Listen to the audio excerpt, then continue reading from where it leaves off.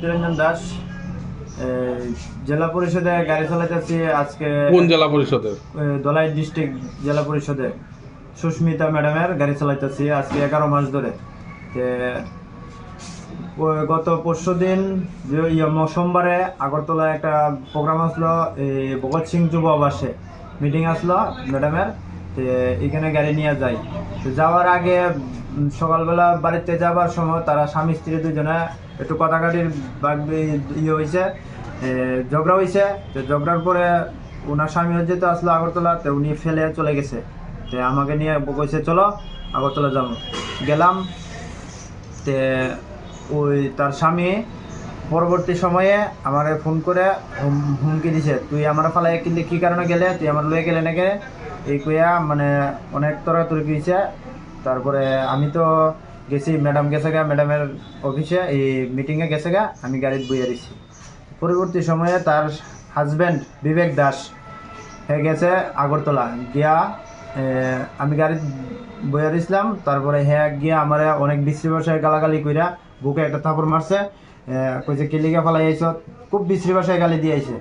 পরবর্তী সময়ে আমি তার সিকিউরিটি, ম্যাডামের সিকিউরিটি ননীগোপাল দাস, তারে ফোন করছি পরে তে আইসে পরে এরপরে তর্কাতর্কি তার লগে চলছে। এরপরে হ্যাঁ বিয়ারের বোতল একটা লইছে, লইয়া আমার 3বার দিয়ালাই মুখে তা আটক করছে। আটক করেছে এই ননীগোপাল দাস পিজি, সুস্মিতা ম্যাডামের পিজি আটক করছে। তা আটক করছে পরে এরপর আমি কইছি তাহলে ম্যাডাম আয়োগ, তো ম্যাডামের বিষয়টা জানাইছি। জানানির পর ম্যাডাম কইছে ঠিক আছে দেখা দিমো, অক্ষণে টাউনে একটু কাজ আছে, টাউনে একটু চলো যাই। যে টাউনে গেলাম, ঘুরার পরে অনেকটা শেষ। এরপরে এখন বাড়ি যাবো। তাই আমি বাড়ি যাবো আমি কইছি না, আমার এখানে বিচার চাই। টাউনের ঝগড়াটা হয়েছে, আমি তো কোনো অন্যায় করিনি, আমি তো এখানে বিচার লাগবো। তুই বেশি বুঝিস না, তুই বেশি বুঝস, এখানে বিচার হইতো না, এখানে বিচার করলে আমার মান সম্মান যাইব, এখানে ওই বিচার হইতো না, বাড়িতে গিয়া শেষ হইব এটা। আমি কইছি না বাড়িতে না, আমি বাড়ি যেতাম না। তারপরে আমি গাড়ি এখানে রাখিয়া এই বটতলাতে গাড়িতে রাধানগরে গাড়ি রাখিয়া আমি আই পড়ছি এনসিসি থানা তাইয়া আমি তারা বিষয়টা জানাইছি, একটা লিখিত ডায়েরি করছে স্যারে। এরপরে জানানির পরে তার নাম্বার নিছে, ম্যাডামের নাম্বার নিছে, বিবেক দাসের নাম্বার নিছে পরে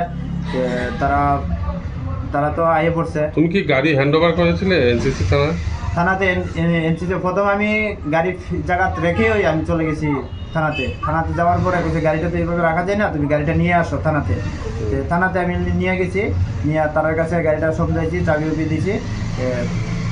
পরে এখান থেকে থানার থেকে ফোন করছে বিবেক দাসের, ফোন করছে পরে বিবেক দাসে কইছে রং নাম্বার কইয়া ফোনটা রাখে লগালগ সুইচ অফ করে লাইছে। তো স্যারে কইতাছে এই নাম্বারটা তো সুইচ অফ করে লাইছে, এটা কি বিবেক দাসের নাম্বার নি? তখন আমি আবার মোবাইলের সাথে তার নাম্বারটা মিলাইছি, দেখি না এটা এটাই নাম্বার। আমি কইছি এটাই নাম্বার, কইটা তো সুইচ অফ করে লাইছে। তো কইছে তোমার ম্যাডামের নাম্বার তো। আমি ম্যাডামের নাম্বার দিছি, ম্যাডামরে 3-4 বার কল করছে, তাই না তো কল ধরে না। এরপর কি হলো? এরপরে কল ধরে না, তখন তুমি কি করবা? আমি কইছি আমি বিচার চাই, আমি বিচার না হলে আমি যাইতাম না স্যার, আমি আগরতলায় থাকবো। তাই আমি আগরতলায় লইছি। কমলপুর থানা থেকে কি বলেছিল?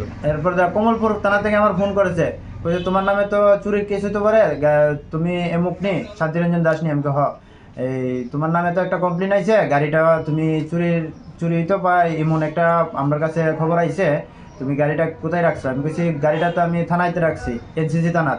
তো কইছে তাহলে আমরা একটা প্রমাণ দিই। তো আমি গাড়ির ছবি তুললা আমি দিয়া দিছি এই ওসি স্যারের কাছে কমলপুর। কইছে ঠিক আছে আমার হোয়াটসঅ্যাপে দাও। এরপরে কি হলো? এরপরে তো দিয়ে আমি তার এরপরে কমলপুরতে আর কোনো আশ্বাস পাইনি, কইছে ঠিক আছে ও চলবো। তো এরপরে আমি বসে রয়েছি। এরপরে আমার ওসি স্যারে আগরতলার এই এনসিসি থানার ওসি কইছে তুমি একটা তোমার যে হ্যারাসমেন্ট করছে, মারামারি করছে, তুমি একটা লিখিত দাও। তো লিখিত দিতে গিয়ে আমার রাত হয়েছে, আমি নিজেও লিখতে পারি না। তো আমি একটা লেখার লেগে চেষ্টা করছি কিন্তু হয়নি। আমি লিখিত দিয়েছো তাহলে? পরে আমি লিখিত দিয়েছি। তোমার বাসা থেকে কেউ গিয়েছিল? আমার বাসা থেকে আমার 2টা ভাই গিয়েছে, 2জন ভাই গিয়েছে, তারা গেছে। পরে এরপর আমরা গেছি লিখিত দিবার লেগে চেষ্টা করছি রাত্রেবেলা, কিন্তু লিখিত আমরা জোগাড় করতে পারিনি, আর দেওয়া হয়নি। তখন রাত্র বাজে 1টা। এই 1টার সময় আমরা থানাতে আমি বাড়ি তারা কইছি তোমরা যাও গা, আমি থানাতে থাকবো আজকে থেকে, আমি কালকে লিখিত দিয়ে বাড়ি থাকবো। এরকম টাইমে আমি যখন থানার ঢুকছি তখন 2জন লোক গেছে, তারা ডকুমেন্টস নিয়ে, গাড়ির ডকুমেন্টস নিয়ে 2জন লোক গেছে। গেছে পরে তারা কাগজ জানতো, এরপরে এখান থেকে খবর গেছে আমরা থানার, তারা আইছে তখন তোমাদেরকে অ্যারেস্ট করেছিল থানায়? অ্যারেস্ট করেছে। পরে যখন গাড়ি নিয়ে আসতে চাইছে তারা থানার থেকে বের করে, তখন সুস্মিতা দাস ছিল, বিবেক দাস ছিল, দুজন তারা গিয়েছে, লগে পিজিও ছিল, দুজন লোক নিয়ে গেছে, আরেকটা গাড়ি নিয়ে গেছে। তো গিয়ে আনতে গিয়ে আমরা বাধা দিয়েছি, বলে না আমরা বিচার হইনি, বিচার পাইনি, গাড়ি কি করে নিয়ে যাবে থানা থেকে, আমরা বাধা দিয়ে গেছি। বাধা দিতে গিয়া এই থানার থেকে আমরা থানাতে কইছি, এরপরে আমরা হ্যারেস্ট করছে, আমরা 3 বাইরে হ্যারেস্ট করছে থানাতে, লকআপে তুমি থানায় লিখিত দিয়েছিলে? পরে আমরা লিখিত দিয়েছি কালকে। আমরা এখন কি চাইছো?